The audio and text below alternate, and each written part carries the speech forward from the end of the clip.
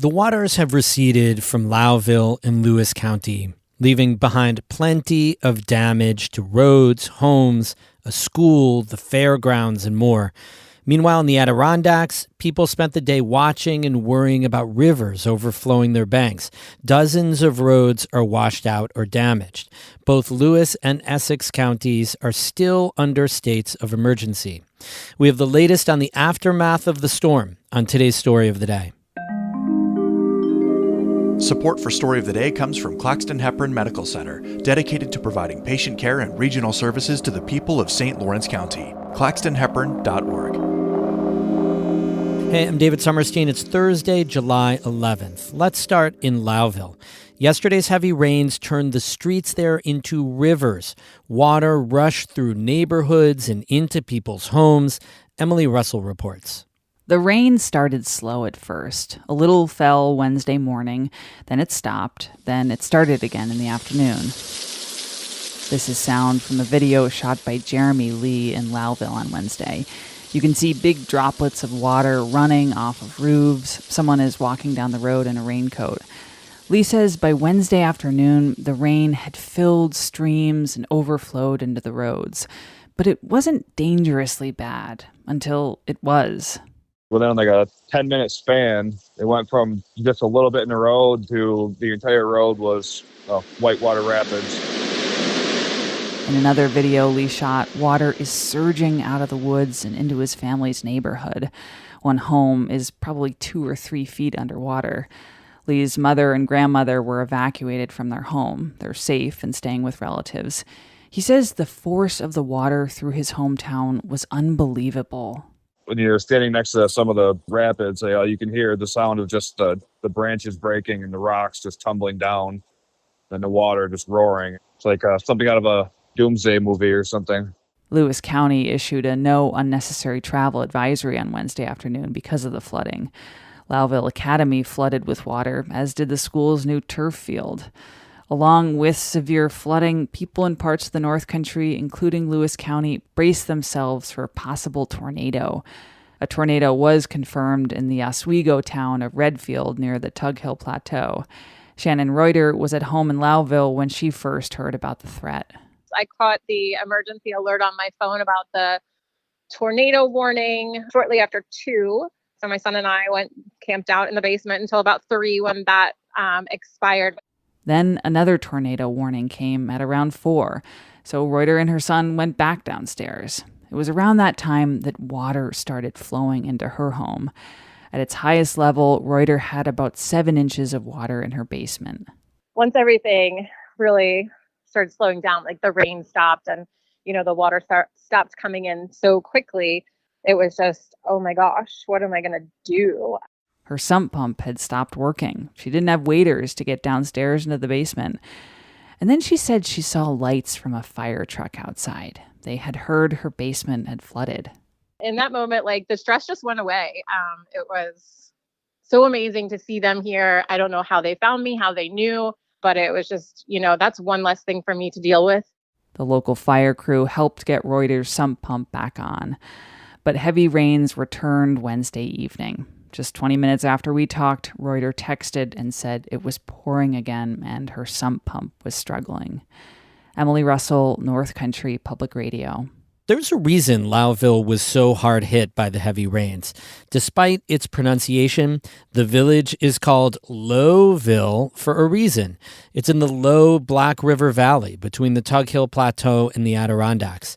Julie Abbas is a freelance reporter based in Lewis County. So it all just ends up filtering right down through the center of the village, and that's what happened yesterday. We just don't usually have such a wide band of heavy rain, and it all happened within a couple of hours, like 6 inches in the first couple of hours. Abbas surveyed Lowville with local officials this afternoon.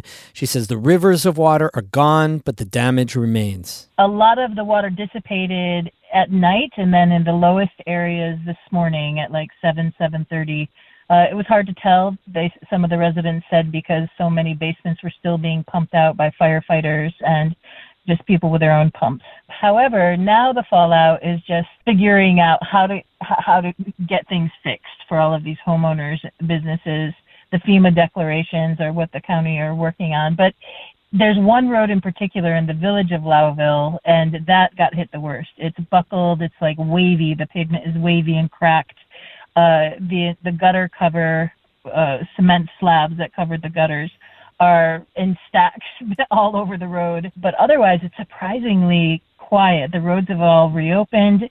The exception is out further, out of the Lowville center. So in the town of New Bremen, all of the roads are still closed, state, county, and town. They may reopen soon, some of them, but that's the floodplain for the Black River. Mm-hmm. And that's where all the water ended up. We saw on in Facebook videos that were circulating just, some damage to, some big public places like the fairgrounds, Lowville Academy. There was water sloshing through the hallways.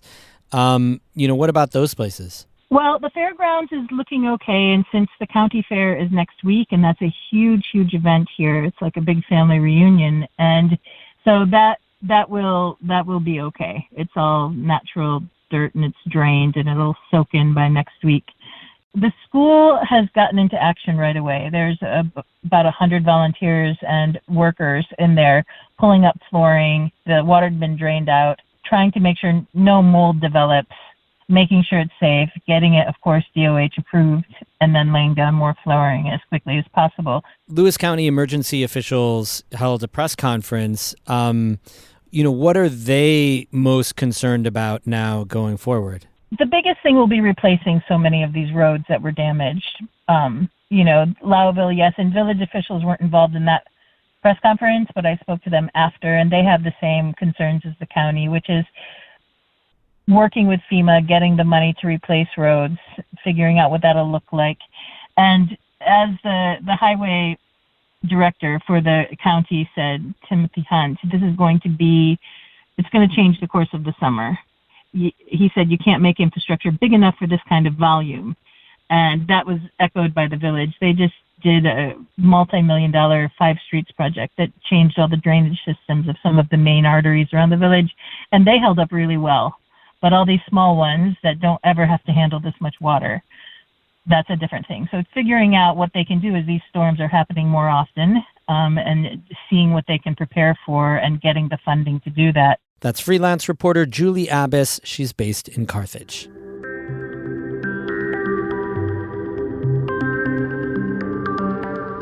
Now let's go to the eastern side of our region. Essex County, including the towns of Mariah and Westport, all declared a state of emergency because of flash flooding. Westport, Elizabethtown, and Essex reported washed-out roads. Maggie Bartley lives 3 miles south of Elizabethtown on Route 9. She's right on the Boquet River and next to a bridge. We had over 6 inches of rain in 6 hours because we have a weather gauge. By 11 o'clock last night, the entire valley here behind my house was completely underwater with water just roaring through here. There were trees in the river that were being floated downstream, and I could hear them hitting the bridge, which is a big steel bridge. And that meant that the water was high enough for the trees to be slamming into the bridge. County and town officials were out assessing damage to 6 state highways and dozens of county and local roads.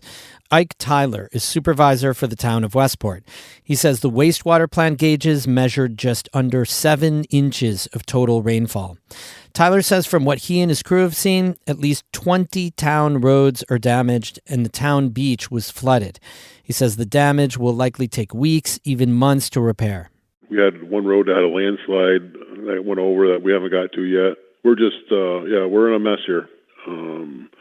We have a beach house and that got, for the first time in its history, water came through that and we have sand in that. And we have a bridge down there that's a footbridge that is, even when the Hurricane Sandy, I believe it was, came through, the water never made it to that bridge. Last night, the water went over that bridge. And it's, I live down by there and a good chunk of my property got washed away. I've lived in that house since the 70s, and I've never seen anything like this before. Tyler says he hopes to get most town roads open by the beginning of next week, but there'll be a few that won't be open for much longer. We have the latest on storm recovery and the latest weather on our website, ncpr.org. Music today by Ramon Vasquez and Michael Hart of Malone and Caitlin Scholl of Lake Placid. I'm David Sommerstein, North Country Public Radio.